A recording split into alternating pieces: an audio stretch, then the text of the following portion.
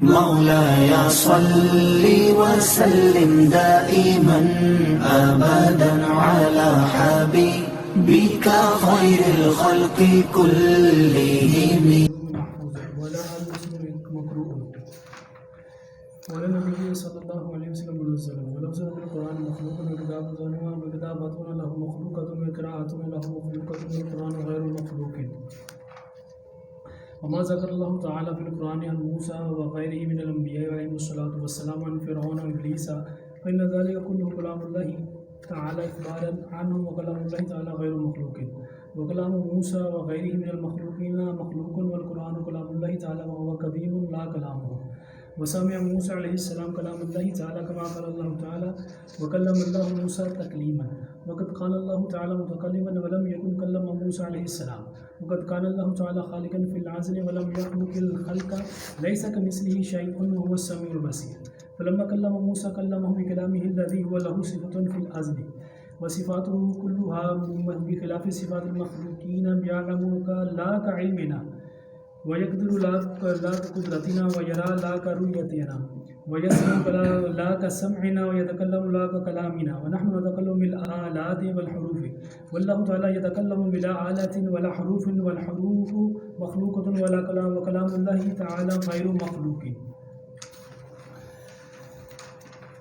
وهو شيء لا كالأشياء ومعنى الشيء إثباته بلا جسم ولا جوهر ولا عد ولا حد له ولا ضد له ولا ند له ولا مثل له. بسم اللہ الرحمن الرحیم. اللہ تعالیٰ کی صفت کلام کے حوالے سے ہماری گفتگو تقریباً مکمل ہو گئی تھی اور ارشاد اس پر جاری تھا کہ قرآن اللہ تعالیٰ کا کلام ہے. قرآن اللہ کا کلام ہے. فی المصاحف مکتوب، صحیفوں میں اسے لکھا گیا ہے. وفی القلوب محفوظ، دلوں میں اسے محفوظ کیا گیا ہے. اب صحیفوں میں لکھا گیا ہے تو یہ لفظی ہو گیا، دلوں میں محفوظ کیا گیا یہ نفسی ہو گیا. وعلی الالسن مقرون، زبانوں پر اسے قرات کیا گیا، نبی مکرم صلی اللہ علیہ وسلم پر اتارا گیا. ولفظنا بالقرآن، اور ہمارا لفظ جو ہے قرآن کے والے سے یہ مخلوق ہے. وکتابۃ لہ مخلوقۃ، ہمارا قرآن کو لکھنا جو ہے یہ مخلوق ہے. وقراءۃ لہ، ہمارا جو قرات کرنا ہے یہ مخلوق ہے. یہاں وہ جو ساری حدوثی کیفیات وہ بیان کی ہیں اور اس کے اندر جو میں نے لفظ بولا تھا وفی القلوب محفوظ، یہ سیاق بتاتا ہے کہ جب اس کو حفظ کر رہے ہیں نا، یہ وہ کیفیت کا بیان جاری ہے. یہی وجہ ہے کہ آگے جا کر کہا والقرآن غیر مخلوق، یہ سارا کچھ مخلوق ہے، قرآن پھر بھی غیر مخلوق ہے. سو حیثیات واضح کرنی پڑیں گی. قرآن لکھا جائے وہ عمل حدوثی کیفیت، قرآن پڑھا جائے حدوثی کیفیت، حفظ کیا جا رہا ہو حدوثی کیفیت. نبی اکرم صلی اللہ علیہ وسلم جب نازل ہو رہا تھا وہ حدوثی کیفیت. اور قرآن کے جو الفاظ ہیں ظاہر بات جب بولیں گے تو با سین میم ہر ایک کی ترتیب کا خیال رکھنا ضروری ہے. یہ ساری کیفیات کو کلام لفظی سے تعبیر کیا جاتا ہے اور کلام لفظی مخلوق ہے. جو اللہ کی صفت ہے وہ مخلوق نہیں، وہ قدیم ہے. تو اس کو آسان لفظوں میں حضرت مفتی امجد علی اعظمی رحمۃ اللہ صدر شریعہ آپ فرماتے ہیں جو پڑھ رہے ہو وہ حادث، جو پڑھ دیا وہ قدیم. جو حفظ کر رہے ہو وہ حادث، جو حفظ کر لیا وہ قدیم. جو لکھ رہے ہو وہ حادث، جو لکھ دیا یعنی دلالت کرنے والی جو چیز ہے وہ حادث، اور جو مدلول ہے اس میں وہ قدیم کی طرف اشارہ فرما رہے ہیں کہ جس کو حدوثی کیفیت لاحق ہے. مدلول میں بھی جس کو حدوثی کیفیت لاحق ہے وہ مخلوق، وہ قدیم نہیں، وہ مخلوق ہے. اور جس کو یہ کیفیت لاحق نہیں، مدلول ہے، دلالت میں تو یہ صفت بھی نہیں ہو سکتی. قرآن مخلوق ہے کس حیثیت سے؟ جب اس کے الفاظ کا اعتبار کیا جائے اور یہ نہ کہا جائے کہ یہ اللہ کا کلام ہے. صفت اللہ کی ہو تو وہ حادث نہیں ہو سکتی. اللہ کی صفت کے لیے ضروری ہے کہ وہ قدیم مانی جائے۔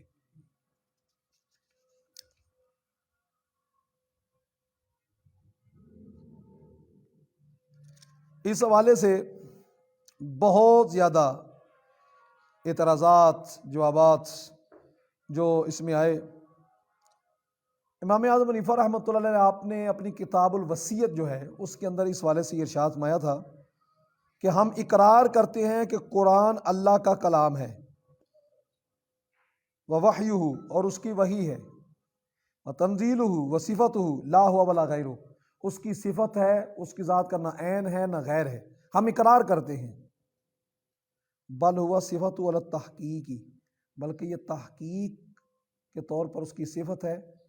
مکتوب ہے، لکھی گئی ہے، مصاحف میں زبانوں پر قرات کی گئی ہے، سینوں میں محفوظ کیا گیا ہے، غیر حال فیہا درا حالے کہ اس میں حلول نہیں کیا گیا۔ اللہ کی صفت ہے لیکن بندوں کے اندر حلول نہیں ہے۔ حروف، حرکات، کاغذ، کتابت سارے کے سارے مخلوق ہیں، لأنہا افعال العباد کیونکہ یہ سارے کے سارے بندوں کے، وہی بات جو میں نے کی، جب تک بندے کا فعل ہے حدوثی کیفیت کے ساتھ ہے تو اس کو ہم قدیم نہیں کہہ سکتے۔ اور اللہ سبحانہ و تعالیٰ کا کلام مخلوق نہیں ہے، اس لیے کہ کتابت، حروف، کلمات، آیات ساری کے ساری قرآن یہ آلۃ القرآن لحاجت العباد الیہا بندوں کی حاجت کے لیے یہ آلہ ہے قرآن کے، اور اللہ کا کلام قائم ذات کے ساتھ، اور اس کا معنی یہ ہے کہ وہ ان اشیاء کے ساتھ مفہوم ہوتا ہے۔ اب اس کے بعد فیصلہ دیتے ہوئے یہ کہا، سو جس نے کہا کہ اللہ کا کلام مخلوق ہے، جس نے یہ کہا اللہ کا کلام مخلوق ہے، جو معتزلہ نے کہا تھا، اور معتزلہ نے امام احمد بن حنبل رحمۃ اللہ علیہ کو بھی اس والے سے کہا کہ آپ یہ کہیں کہ اللہ کا کلام مخلوق ہے، آپ فرماتے ہیں یہ نہیں ہو سکتا، کلام اللہ تعالیٰ غیر مخلوق ہے، اللہ کا کلام مخلوق نہیں ہے، اللہ کا کلام، آپ فرماتے ہیں جس نے یہ کہا کہ اللہ کا کلام مخلوق ہے فَهُوَ كَافِرٌ بِاللَّهِ الْعَظِيمِ وہ اللہ کی ذات کا انکار کرنے والا ہے، وہ اور اللہ تبارک و تعالیٰ معبود ہے اور مسلسل اما کانا جو جس صفت پر ہے وہ ہے اور رہے گا، اور اس کا کلام پڑھا بھی جائے گا، لکھا بھی جائے گا، سینوں میں محفوظ بھی کیا جائے گا، غیر مزالت لیکن وہ کبھی زائل صفت سے نہیں ہوگا۔ امام فخر الاسلام بزدوی یا بزدوی دونوں طرح سے اس کا بڑی بات چلی گئی، آپ فرماتے ہیں کہ امام ابو یوسف رحمۃ اللہ علیہ سے یہ بات صحیح سند سے ثابت ہے کہ آپ فرماتے ہیں کہ ناظر تو ابا حنیفہ تھا، میں نے امام ابو حنیفہ رحمۃ اللہ علیہ سے اس مسئلہ کے اندر تفصیلی گفتگو کی۔ مناظرے کا جو ترجمہ آج ہمارے معاشرے میں وہ نہیں ہے، ناظر تو کا معنی ہوتا ہے ہم نے غور و فکر کیا، باہمی ہم نے امام ابو حنیفہ رحمۃ اللہ کے ساتھ تفصیلی گفتگو ہوئی، غور و فکر کیا ایک مسئلے میں خلق قرآن کے بارے میں، تو میری اور آپ کی رائے اس بات پر متفق ہو گئی کہ من قال بخلق القرآن فهو کافر جس نے اللہ کے کلام کو مخلوق ہونے کا کہا وہ کافر ہے۔ تو اب احناف کے اندر متفق علیہ بات ثابت ہوگی، اور یہی بات امام محمد رحمۃ اللہ علیہ سے بھی صحیح سند سے ثابت ہے کہ آپ نے بھی یہ فرمایا کہ قرآن اللہ کا کلام ہے، مخلوق نہیں، اور جس نے اس کو مخلوق کہا وہ دار اسلام سے نکل جائے گا۔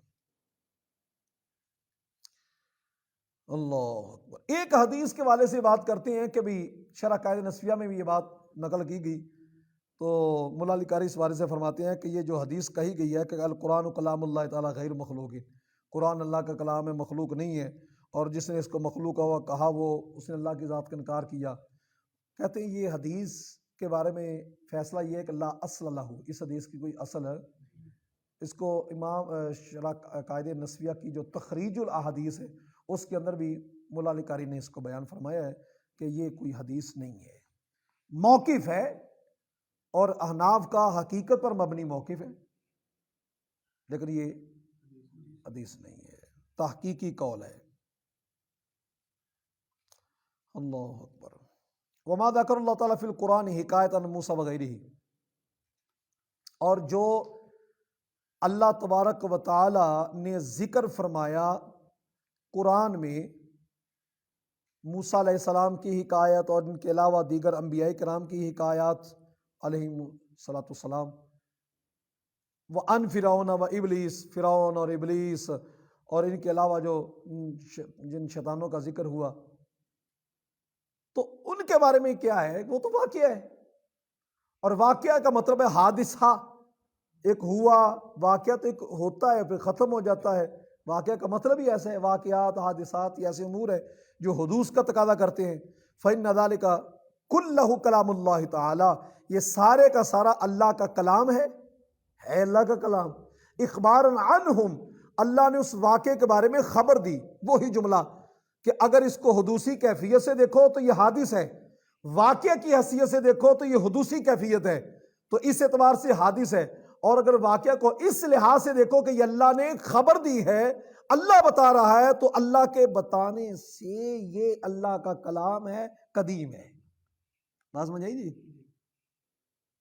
اور اللہ کا کلام مخلوق ہے۔ یہاں ایک بات سمجھ لیں کہ یہاں ملا علی قاری رحمۃ اللہ علیہ نے ایک بات چھیڑی ہے اور کہا ہے کہ فرعون کو ابلیس سے مقدم اس لیے رکھا ہے، اس میں اشارہ ہے کہ تلبیس کے مقام میں جو فرعون ہے وہ ابلیس زیادہ قوی ہے، کہ بعض لوگوں کو شبہ لگا کہ شاید وہ جو فرعون نے یہ مرتے وقت کہا تھا کہ میں اب ایمان لے کر آتا ہوں،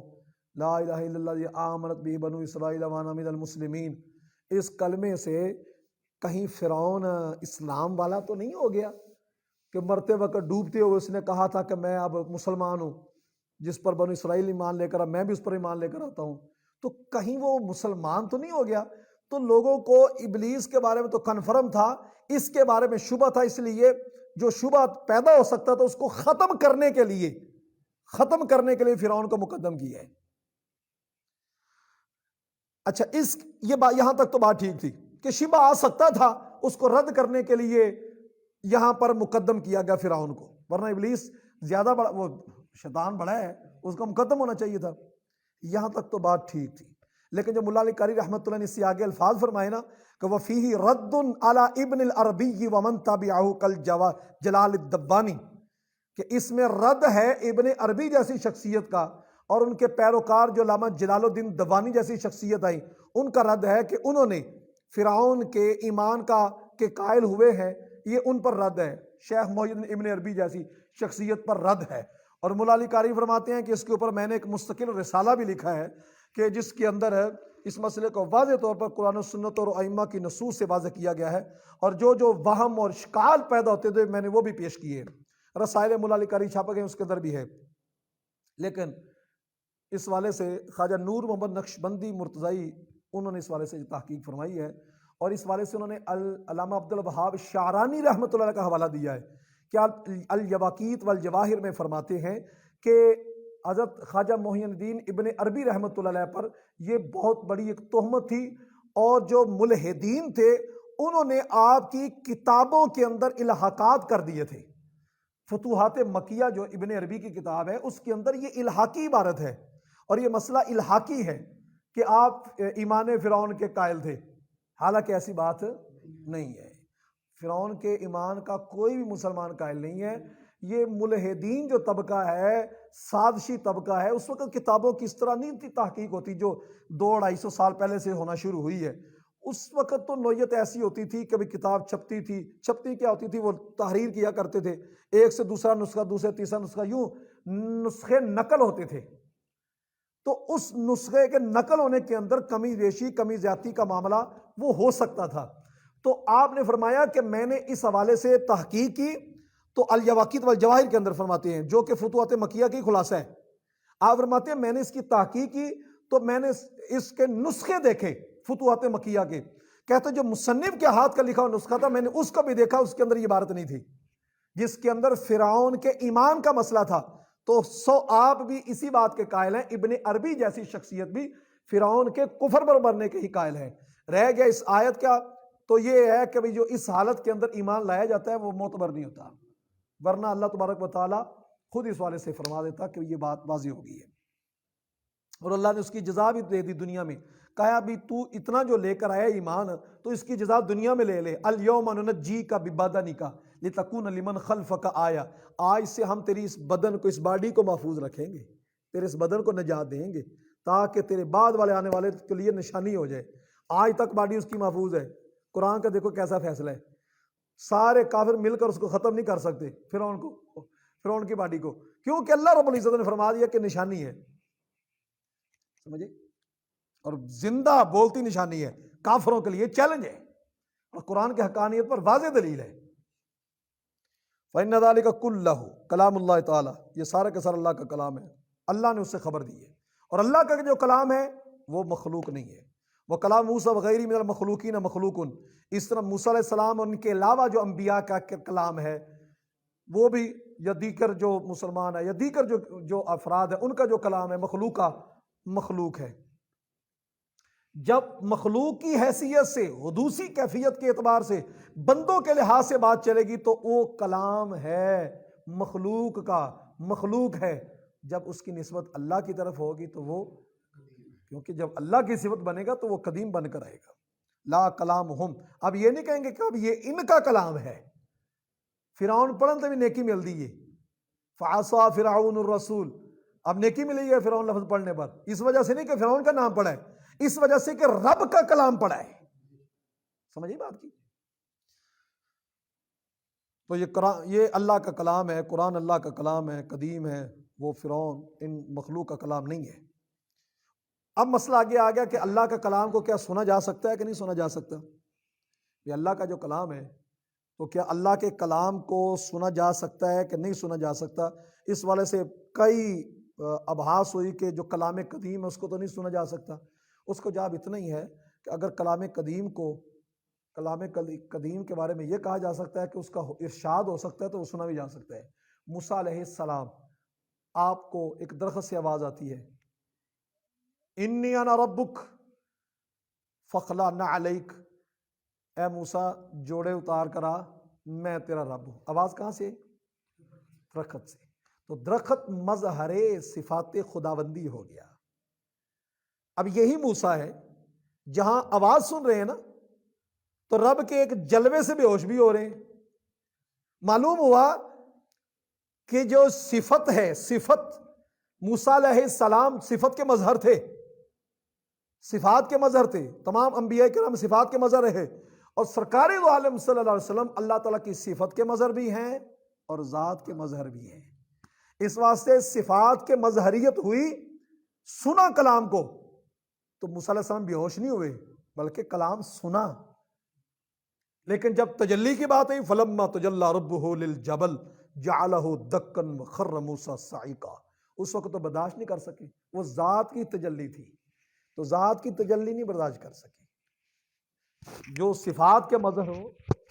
وہ ذات کی تجلی نہیں کر سکے۔ یہ بات سمجھ آئیے؟ تو موسیٰ علیہ السلام نے اللہ کا کلام سنا نا، سنا۔ کما قال اللہ تعالیٰ، جیسے کہ اللہ تعالیٰ نے خود ارشاد فرمایا، وَكَلَّمَ اللَّهُ مُوسَىٰ تَكْلِيمًا، اللہ تبارک و تعالیٰ نے موسیٰ علیہ السلام سے تصدیق، یقیناً کلام کیا۔ موسیٰ علیہ السلام سے اللہ تبارک و تعالیٰ نے یعنی بیان تاکید کے لیے یقینی طور پر کلام کیا۔ وَقَدْ كَانَ اللَّهُ تَعَالَى مُتَكَلِّمًا، اور تحقیق اللہ تبارک و تعالیٰ متکلم، وَقَدْ كَانَ اللَّهُ تَعَالَى، اللہ تعالیٰ متکلم ہے، کلام فرمانے والا ہے۔ وَلَمْ يَكُنْ كَلَّمَ موسیٰ علیہ السلام، اور موسیٰ علیہ السلام، وَلَمْ يَكُنْ كَلَّمَ موسیٰ علیہ السلام، درا حال ہے کہ موسیٰ علیہ السلام نے کلام نہیں کیا تھا، موسیٰ علیہ السلام نے کلام نہیں بھی کیا تھا تب بھی اللہ متکلم ہے، کلام کیا تب بھی متکلم ہے۔ کلام موسیٰ علیہ السلام سے، وہ موسیٰ علیہ السلام نے جو کلام سننا تھا سن لیا، سننا تھا جو سن لیا، اللہ پھر بھی متکلم ہے۔ اللہ کی صفت کے بارے میں یہ نہیں کہہ سکتے کہ اللہ تبارک و تعالی وہ کسی خاص وقت متکلم ہے، جب موسیٰ سے کلام کرتا ہے تو متکلم ہے، جب کلام نہیں کرتا تو متکلم نہیں، ایسا نہیں کہہ سکتے۔ اللہ تبارک و تعالی صفت کلام کے ساتھ جس طرح متصف ہے اسی طرح وہ متکلم بھی ہے، اور یہ اس کی ازلی صفت ہے۔ ہمہ آن، یہ بھی ہمہ آن کا لفظ جو بول رہے ہیں نا کہ بھی ہمہ آن متکلم ہے، یہ بھی ہم اپنے آپ کو سمجھانے کے لیے، ورنہ اللہ تبارک و تعالیٰ سے جو صفت متصف ہے اس سے زائل نہیں ہو سکتی۔ موسیٰ علیہ السلام سے کلام فرمائے یا اللہ فرمائے یا نہ فرمائے، موسیٰ علیہ السلام اللہ تعالیٰ کا کلام سنیں اور اس کے بعد سننے کے بعد پھر نہ سنیں، ہر حالت میں، ہر لحاظ سے، ہر آن، ہر ساعت اللہ رب العزت صفت کلام سے متصف ہے اور متکلم ہے۔ سمجھیے بات؟ وَقَدْ كَانَ اللَّهُ تَعَالَى خَالِقًا فِي الْأَزْلِ، اب یہ مسئلہ ساتھ ہی بیان کر دیا، اللہ تبارک و تعالیٰ ازل میں بھی خالق تھا، مخلوق بعد میں پیدا ہوئی ہے، یہ نہیں کہ مخلوق کو پیدا کرنے کی وجہ سے خالق ہے، وہ میں نے بتایا تھا کہ یہ صفت کا اجمال ہے، جب مخلوق پیدا ہو گئی تو صفت اجمال، جو صفت کا اجمال تھا نا، اب اس کا ظہور ہونا شروع ہو گیا، تو صفت کا اجمال وجود ہوتا ہے، وہ بھی بالفعل کیفیت ہوتی ہے، ٹھیک ہے، لیس کمثلہ شیء وہو السمیع البصیر، اللہ کی ذات و صفات کی طرح کوئی چیز نہیں، اللہ کی ذات و صفات کی طرح لیس کمثلہ شیء، اللہ کی ذات و صفات کی طرح کوئی چیز ہے۔ اچھا ایک بات یہ ہے کہ یہاں پر اگر یہ کہا جائے کہ ترجمہ کر کے لیسا نہیں ہے کامثلی، اس کی مثل کی طرح، مثل تو ثابت ہوگی، پھر اس کی مثل کی طرح کوئی چیز نہیں، تو پھر ایسے موقع پر کہا جاتا ہے جی یہاں پر جو ہے نا یہ کاف جو ہے نا یہ زائد ہے، مثل اور کاف جہاں کٹھی ہو جائے پھر ضابطہ بنا دیا گیا کہ وہاں پر کاف جو ہوتا ہے وہ زائد کا ہوتا ہے، لیکن بات یہی سمجھ لگتی ہے کہ وہ جو جن شخصیات نے ایسا فرمایا تو ان کا مقصود یہی تھا کہ زائد بمانا مانا نہیں ہے اس کا، اور آتا کس لیے، یہ کلام میں تاکید پیدا کرنے کے لیے آتا ہے، لیسا کمثلہ، دو لفظ بولے جاتے ہیں، کاف جو ہوتا ہے یہ کسی چیز کی نظیر بیان کرنے کو آتا ہے، اور مثل جو ہوتا ہے وہ مثلیت کے والے سے آتا ہے، نظیر اور مثل میں فرق ہے، نظیر جو ہوتی ہے وہ منظر لہو کے مبائن ہوتی ہے، مثل جو ہوتی ہے ممثل لہو کی جزئی ہوتی ہے، آسان لفظوں میں یوں سمجھ لو کہ ہم کہا جائے کہ یہ جو بلال مسجد ہے یہ مقام مصطفیٰ کی طرح ہے، جس کا مطلب یہ ہے کہ بلال مسجد الگ ہے، مقام مصطفیٰ الگ ہے، دونوں کا وجود الگ الگ ہے، نظیر منظر لہو کے، نظیر منظر لہو کے مبائن ہوتی ہے، دونوں جدا جدا ہیں، لیکن جو مثال ہوتی ہے نا وہ ممثل لہو کی جزئی ہوتی ہے، مثال ممثل لہو کی جزئی ہوتی ہے، جیسا کہا جائے کہ فاعل جو ہوتا ہے وہ مرفوع ہوتا ہے، یہ ایک قاعدہ کلی ہے، اب اس کی مثال، اب جو ہم نے مثال دینی ہے نا کہ یہ ضرب زید امرا، تو ضرب زید امرا یہ اس کی ایک مثال ہے، جس کا مطلب یہ ہے کہ یہ اس کی جزئی ہے، یہ اس کی، تو مثال کوئی بھی ہو وہ ممثل لہو کی جزئی ہوتی ہے، نظیر منظر لہو کے مبائن ہوتی ہے، مثال ممثل لہو کی، لفظ کاف سے علم بلاغت کے اندر ثابت ہے اور علم بیان کے اندر ثابت ہے کہ کاف جو ہوتا ہے یہ نظیر کو بیان کرتا ہے، کس کو، جب کہا جاتا ہے زید کل اسدی، زید شیر کی طرح ہے، تو زید ایک الگ جدا ذات ہے اور اسد ایک الگ ذات ہے، تو جب کہا جاتا ہے زید شیر کی طرح ہے تو پھر اس کے اندر بتایا مقصود ہوتا ہے کہ یہ اس نظیر کے ہے تو مبائن، دو ذاتوں کے اندر مباینت ہے، اب شرکت کس میں ہوئی ہے، وصف شجاعت کے اندر، زید شیر کی طرح ہے بہادری کے اندر، بات سمجھ آئیے، تو یہاں پر جو لفظ کاف ذکر کیا اور مثل ذکر کیا تو اس کے اندر بڑا مبالغہ ہے کہ نہ تو نظیر ہونے کے اعتبار سے، اور جو ممثل جو مثل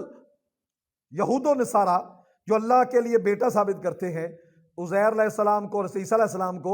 وہ لوگوں کے لیے، وہ مثلیت کے لحاظ سے ان کے لیے اور نظیر کے لحاظ سے ہر ایک کے لیے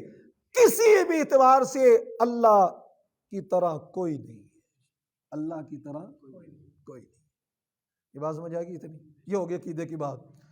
استاد عبدالحکیم شرف قادری رحمۃ اللہ علیہ شرف ملت علیہ رحمہ، آپ اس مقام پر یہ فرمایا کرتے تھے، آپ فرمایا کرتے تھے کہ دماغ کے اندر جو بھی اللہ کی ذات کے والے سے تصور آئے نا کہ اللہ ایسا ہوگا، جو بھی صورت آئے، جو بھی کیفیت، تو یہ بھی کوئی نہ کوئی شے ہے نا جو صورت آپ کے دماغ میں آئی ہے، جو بھی تخیل، جو بھی تصور دماغ میں بنا کہ اللہ ایسا ہوگا، تو آپ فرماتے ہیں یقین سمجھ لو کہ اللہ ایسا نہیں ہے، اور اس کے بعد یہ آیت کریمہ تلاوت کیا کرتے تھے، لیس کمثلہ شیء، اللہ کی طرح کوئی چیز ہے نہیں، وہو السمیع البصیر، وہ سننے والا ہے، دیکھنے والا ہے۔ فلما کلم اللہ موسیٰ، جب اللہ تبارک و تعالیٰ نے موسیٰ علیہ السلام سے کلام فرمایا تو وہ کس صفت سے ساتھ کلام تھا، اللہ رب العزت نے جو کلام فرمایا کلمہ بکلامہ الذی هو له صفۃ فی الازل، اللہ نے جب موسیٰ علیہ السلام سے کلام فرمایا تو یہ نہیں ہے کوئی اور کلام کر گیا موسیٰ سے اور وہی کسی اور نے بھیج دی ہے، وہ اللہ نے ہی کلام فرمایا ہے، اور اپنی ازلی صفت کے ساتھ کلام فرمایا ہے۔ آگے موسیٰ کو سننا کیسے تھا، جو حضرت موسیٰ علیہ السلام کے لیے ریکوائرمنٹ تھی سننے کی، اللہ نے وہ پوری موسیٰ علیہ السلام کے لیے کی ہے۔ الفاظ کا ہونا، آلات کا ہونا، آواز کی سماعت کا ہونا، یہ موسیٰ علیہ السلام کی ضروریات میں تھا، اللہ تعالیٰ کی ضروریات میں سے ہی تھا۔ اللہ نے جو کلام فرمایا وہ صفت ازلی کے ساتھ فرمایا، اور جس کو سنوانا تھا وہ جس طرح سنوانا تھا وہ اللہ نے سنوا دیا۔ وہ کلام لفظی کی کیفیت میں سن سکتے تھے، اللہ نے کلام ازلی کو سنوایا، کلام لفظی کے رنگ میں سنوا دیا۔ اور سمجھ آئی نا، بظاہر تو آواز ہی آ رہی ہے نا، آواز آئی پھر ختم بھی ہو رہی، کون سی ابھی تک طور سے وہ آواز آ رہی ہے۔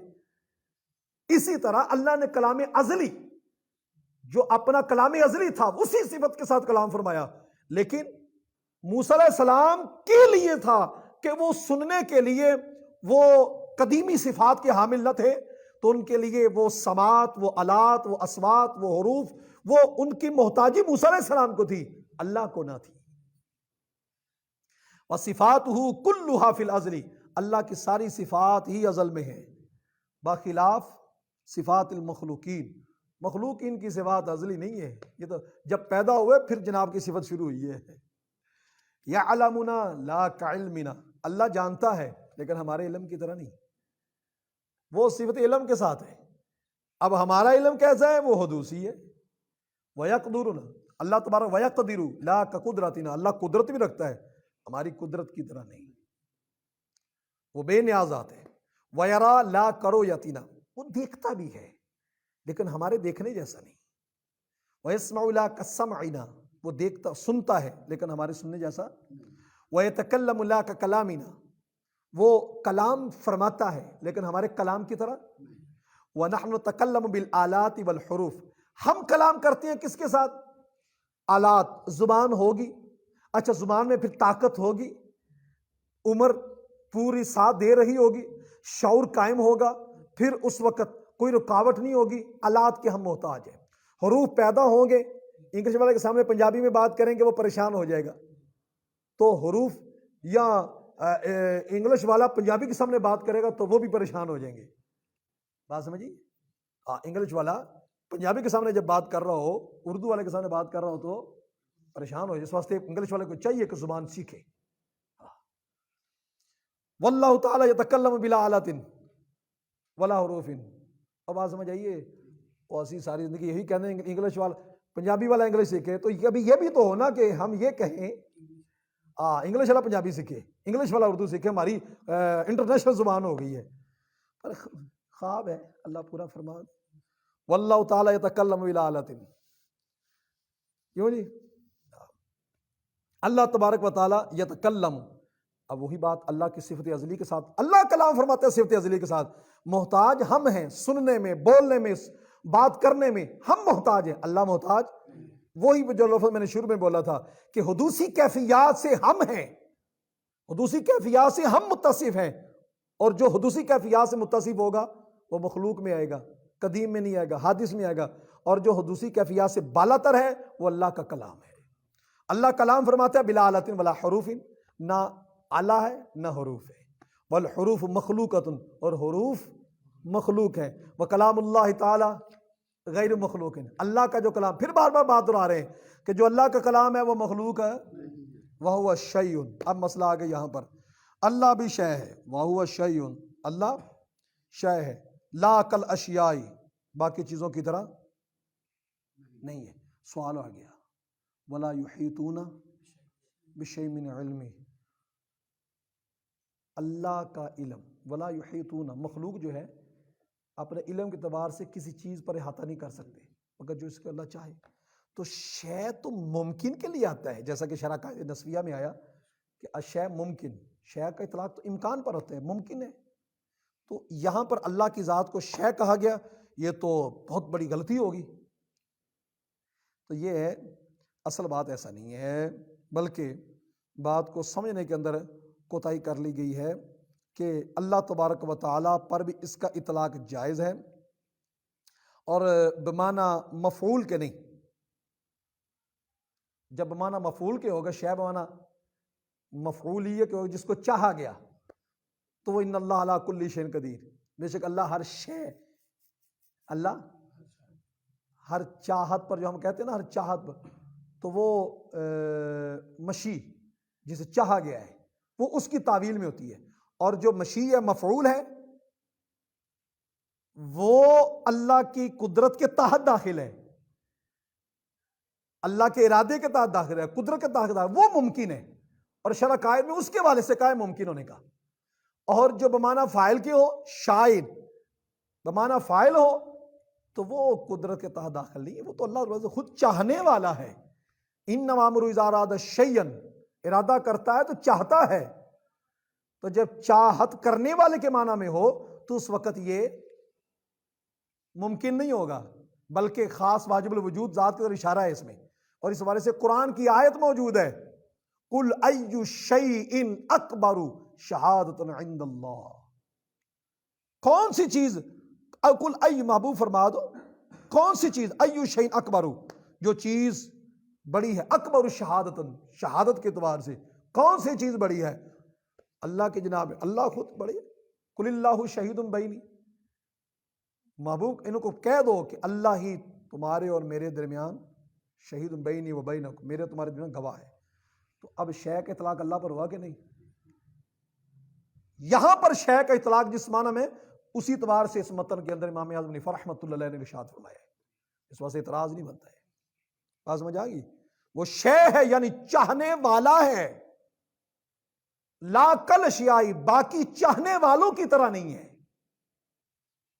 سمجھے؟ بندے اپنی چاہت کے اعتبار سے، اصل یہ بات یہ بیان کی جا رہی ہے کہ اپنی چاہت کے اعتبار سے کہتے ہیں میری چاہت یہ میں اٹھ کر باہر جاؤں، بیٹھوں اٹھوں چلوں کھاؤں پیوں، میری چاہت ہے، تو سمجھتا کہ شاید میں مختار ہو گیا ہوں۔ کہا نہیں، تیری چاہت کے اندر حدوث ہے، محتاجی ہے، اللہ تبارک و تعالیٰ کے چاہت کے اندر کسی قسم کی محتاجی نہیں۔ ومان الشیء، اور شے کا معنی ہے اثباتہ بلا جسم، اب شے کا معنی خود اس والے سے واضح کر دیا کہ اللہ کا کو ثابت کرنا،